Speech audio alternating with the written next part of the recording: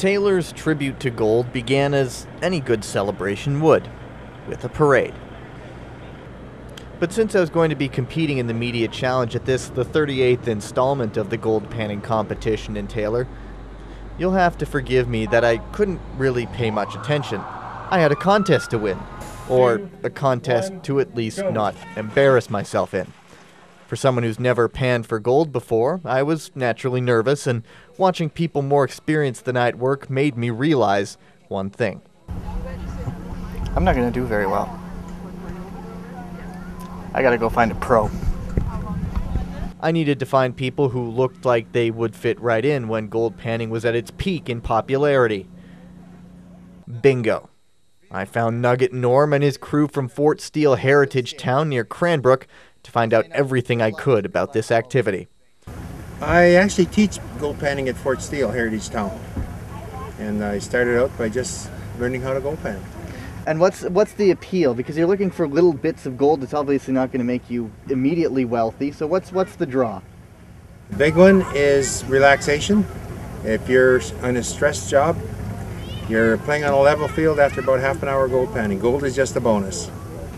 All right, and so tell me, how do you gold pan and how do you do it well? The main thing is to remember, gold is 19.3 times heavier than water and about 12 times heavier than gravel. So all you got to do is make sure that you shake it well and it's down on the bottom, and you can go pretty fast. And is it all about shaking, or is there an art to it? How do you do it, really well? There's an art of shaking it down, and that's straight across sideways, and then to wash off the gravel. The main secret is to let the water do all the work for you.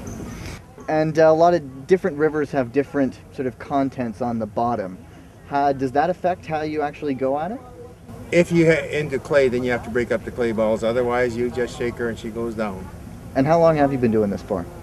For about 19 years. So you know what you're talking about? They tell me I do. I never admit to anything. And these guys are the good gold panners. I'm just a teacher. Yeah. I live in Kimberley, BC, but I also work at Fort Steele Heritage Town.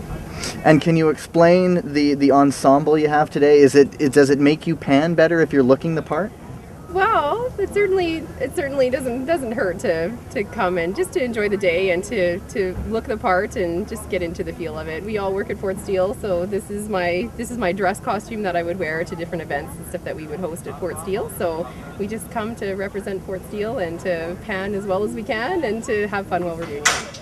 And where do you pan around? Do you go to different places, or is it just Taylor and Fort Steele?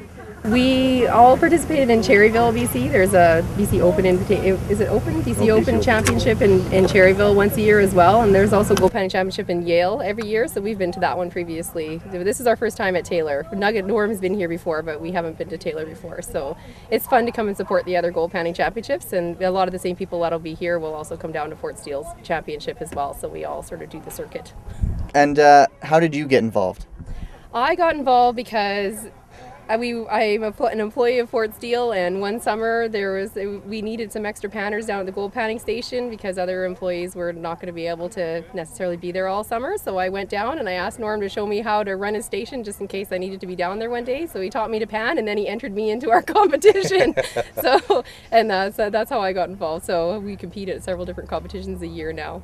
But obviously he put you into the first one, but he's not forcing you around anymore, so you're hooked now. That's right, yeah, it's a lot of fun. And it's something that anyone can do at any age. So you get people who are right from kids right up through seniors that are coming and participating, and they come to all the championships as well. And anybody could do it, and you never know who's going to win during the day, because someone could have a really good round and someone could have a really bad round, and you'll have somebody that's never panned before that'll take the whole championship. So that's what happened to me. So.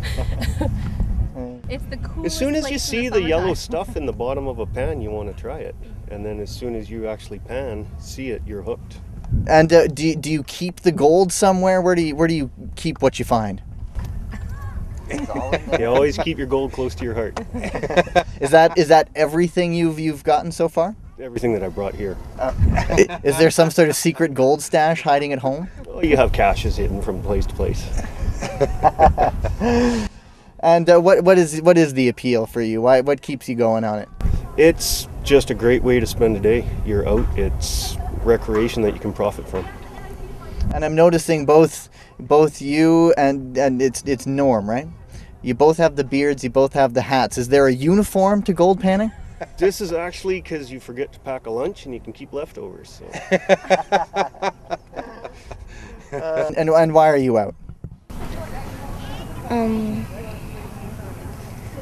I just started because I wanted to know how, so then I could help Dad if he was doing gold panning and he needed a little help. But I mean, are you hoping to strike it rich with the gold pen, or is it more for fun?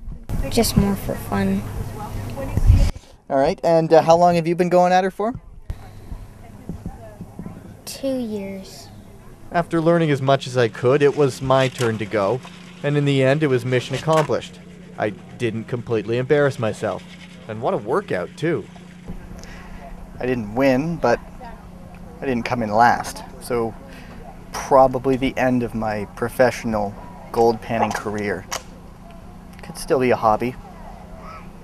Gavin Day for Around the Piece in Taylor.